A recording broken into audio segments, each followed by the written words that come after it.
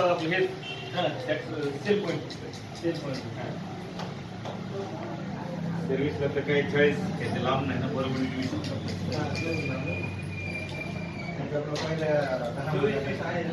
पूर्ण तालुक्यातला आपले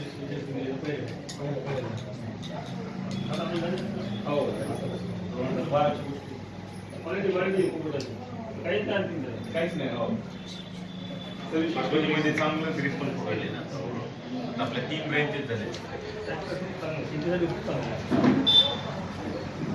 शेतकरी येतो